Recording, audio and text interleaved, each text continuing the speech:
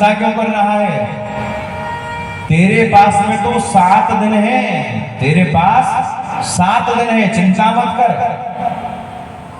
एक घड़ी में ही मुहूर्त को सुधार लिया जाता है, एक घड़ी में ही सब अच्छा हो सकता है, लेकिन तेरे पास तो 7 दिन है, तू किसी प्रकार की चिंता ना कर।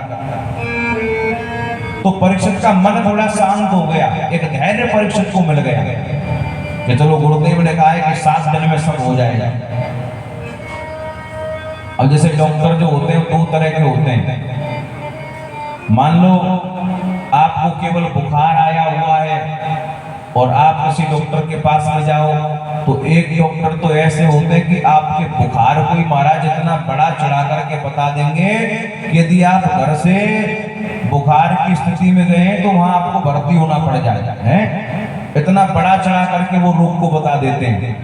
अच्छा, एक डॉक्टर वो होते हैं जो चतुर कुशल डॉक्टर होते हैं, चाहे मरीज कितना भी बीमार हो, कितना भी भयानक रोग हो, लेकिन उस डॉक्टर के पास जाके जब बैठ जाए तो कुछ डॉक्टर अपनी बातों से ही उसको आधा सही कर देते हैं। बोले भैया चिंता ना करो, अरे ये जो तुम्हारी जो बीमारी है कोई बहुत बड़ी बीमारी नहीं है, चाहे बीमारी कितनी भी बड़ी है, लेकिन अपनी बातों से सांत्वना दिला देते हैं। और चिंता ना करो, कोई बहुत बड़ी बीमारी नहीं है, 2, 4, 5 दिन में ठीक हो जाओगे, चिंता की कोई बात नहीं। तो महाराज को मरीज भी आधा ठीक हो जाता है कि चलो डॉक्टर ने कह दिया, और कुछ डॉक्टर महाराज हालत खराब कर देते हैं कि ये तो बड़ा बीमार है। आज ऐसे ही सुखदेव भगवान ने कहा कि परीक्षित, अरे तेरे पास में तो अभी 7 दिन हैं, लेकिन जिस व्यक्ति की मृत्यु नजदीक हो उस व्यक्ति को क्या करना चाहिए? सुखदेव भगवान कहते हैं कि हे राजन, वरीयालेश ते प्रश्न कृतो लोक हितो नृप। यहां सुखदेव भगवान बड़े प्रसन्न हो गए। और क्यों प्रसन्न हो गए? बोले हे राजा, जो तूने प्रश्न किया है ना वो अपने लिए नहीं किया। यदि अपने लिए राजा परीक्षित प्रश्न करते तो महाराज ये कहते कि आप मेरी मृत्यु को टाल दीजिए। यदि राजा परीक्षित ऐसा कहते कि आप मेरी मृत्यु को टाल दीजिए, तो आचार्य सुखदेव ऐसा करने में समर्थ थे, ऐसा करने में वो समर्थ थे।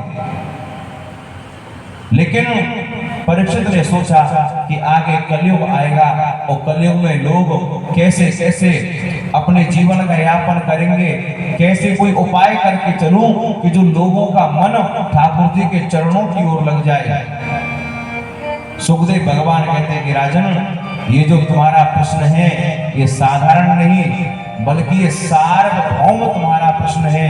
जन कल्याण के लिए तुमने प्रश्न पूछा है। तो तुमको एक बात कहता हूं कि जिस व्यक्ति की मृत्यु नजदीक हो, पहले उस व्यक्ति को क्या करना है?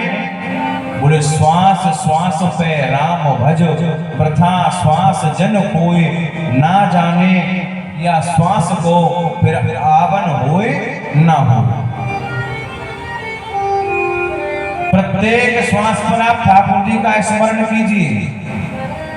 ना जाने ऐसी कौन सी श्वास होगी कि जो श्वास हमारी आखिरी हो, जो श्वास हमारी आखिरी हो। प्रत्येक श्वास पर केवल ठाकुर जी का नाम स्मरण करते जाइए। प्रत्येक श्वास पर ठाकुर जी का नाम स्मरण करिए, क्योंकि नाम से बढ़कर के जीवन में कुछ नहीं है। कहूं कहां लग नाम बढ़ाई, और राम न सकहीं राम गुण गाई। आप राम जी का नाम स्मरण करिए। बोले जिस व्यक्ति को मृत्यु का भय हो वो प्रयास करें कि हम अपनी प्रत्येक श्वास पर ठाकुर जी का नाम स्मरण करते रहें, क्योंकि राम जी से बड़ा राम जी का नाम बताया है। नाम के सहारे हम दुनिया में